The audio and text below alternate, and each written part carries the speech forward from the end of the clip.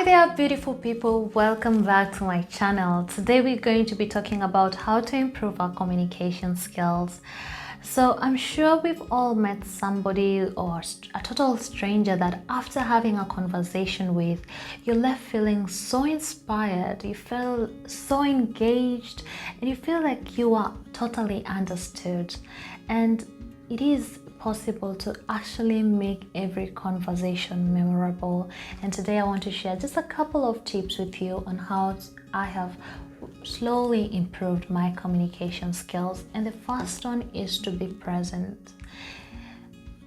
Being present is just avoiding multitasking when somebody else is speaking.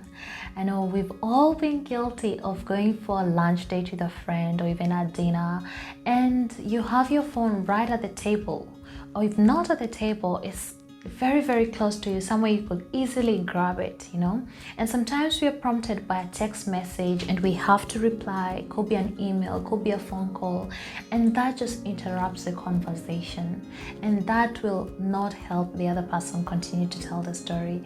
So when we meet with people, when we meet with loved ones, when we get that opportunity to actually engage with others, let's try to avoid multitasking. Let's put our phones away. Let's try to be absolutely present, and this also sometimes can happen even with our thoughts. There's a lot going on in the world, and we are always thinking, what are we gonna have in our next meal? Sometimes we are distracted about a conversation that we had at work, or even so many distractions in today's world. And when you find your mind wandering away during a conversation, just stop and bring it back and try to be present, because I want you to approach each and every conversation remembering that every single person that we talk to has something that we have absolutely no idea about.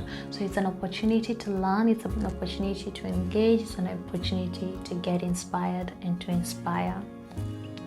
The second thing is to go with the flow. This one is one that I find it a bit difficult, especially when you're meeting somebody for the first time, because when they are telling their story, when you're speaking to them, you find yourself having questions that you would like to ask, or having an experience or a story that you'd like to tell, and you hold yourself back thinking, okay, how are they going to perceive me, or will that make me sound cool or not?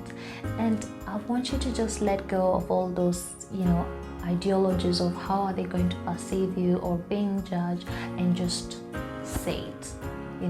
Just let go with the flow. A lot of people don't even are not thinking about judging you at that point. All they just want to have is a great conversation. And this also goes hand in hand when you're listening to somebody and you have to ask a question. Try to ask more open-ended questions.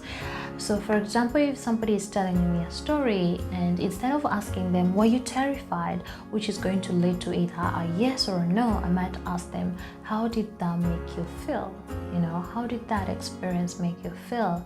And that allows them to be very vulnerable with you and to share even more about their experiences. So the third one is one that is actually very dear to me, and because I really dislike when people do this. When you're telling a story and people try to equate their experience to yours. I know we've all been victim of this, or we've either done it, and somebody, for example, if somebody is speaking about how they lost a loved one, and probably you've lost a loved one as well, and you interrupt them and tell them, oh yeah, I know how that feels. Last year I also lost this and this, or they had a difficult day at work. Oh, I'm also having so much difficulty at work. Please, let's not do that, because no experience is the same. They could have lost a grandfather and you could have lost a grandfather, but the relationship you both had with your grandfathers or your fathers is absolutely different. So just take that time to listen, take that time to be present, and do not equate your experiences with others, because it's all different, okay? The fourth one is one that happens a lot, especially at workplaces, and we probably need to deliver some information, or you have to ask somebody to do a particular task, and you start to repeat yourself over and over again, or you try to find out different ways of saying the same thing.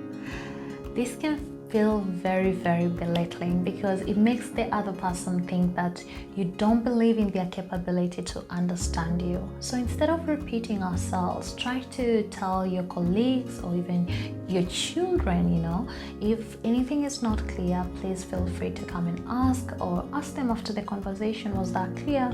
Do you understand what I mean?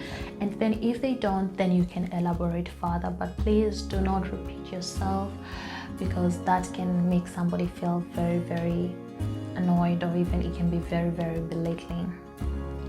The last one, and this is one that I always go to, there are days that you're not feeling your best. There are days that you feel like your tongue is tied and you cannot just have that conversation that you want to have, because a lot might be going on. So just listen. Listening is the simplest yet the most important way to connect with human beings. So listen and just try to be present, and that will help you to connect better with people. Volta say that if your mouth is open, then you're not listening.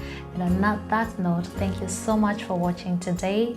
I hope you enjoyed this video, and if you made it this far, please don't forget to subscribe, like, to hit the notification bell. That way you're notified every time that I upload a video. And as always, it's always a pleasure. Thank you so much for watching, and I'll see you guys on my next one. Bye for now.